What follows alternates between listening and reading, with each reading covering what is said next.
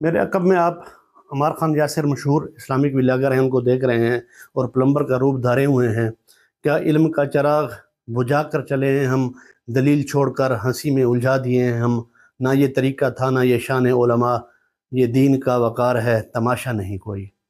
اسلامی تاریخ گواہ ہے کہ جب بھی فتنوں نے سر اٹھایا، علماء حق نے قرآن و سنت کی روشنی میں ان کا مقابلہ کیا۔ انہوں نے اپنے دلیل، فہم اور بصیرت سے امت کی رہنمائی کی۔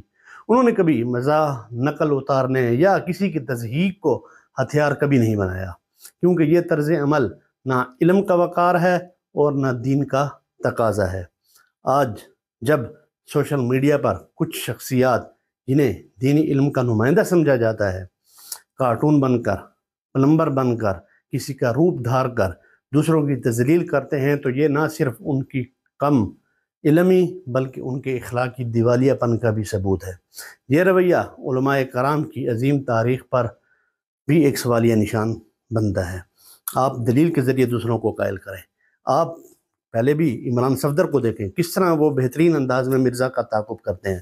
میں نے خود کئی ویڈیوز میں مرزا کی غلط باتوں کو ان کا تعاقب کیا ہے۔ کیا امام ابو حنیفہ، امام شافعی، امام احمد بن حنبل نے کبھی کسی باطل نظریے کا جواب تمسخر سے دیا ہے؟ نہیں، وہ میدان علم میں اترے، دلیل و حجت سے بات کی اور دلوں کو قائل کیا۔ علم کی روشنی سے فتنوں کا اندھیرا چھانٹا۔ یہ ہے علماء کا مقام۔ علماء کا مقام مصلح کا ہے، نہ کہ مزاحیہ کردار کا۔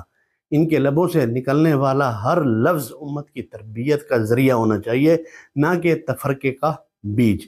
لہٰذا ہم علماء قرآن سے گزارش کرتے ہیں کہ وہ اس طرز عمل کو ترک کریں جو نہ دین کے شایان شان ہے اور نہ علمی عظمت کے۔ فتنہ اگر ہے تو اس کا علاج دلیل ہے، تضحیق کبھی بھی نہیں ہو سکتی۔ امت علم چاہتی ہے، اداکاری کبھی بھی نہیں چاہتی۔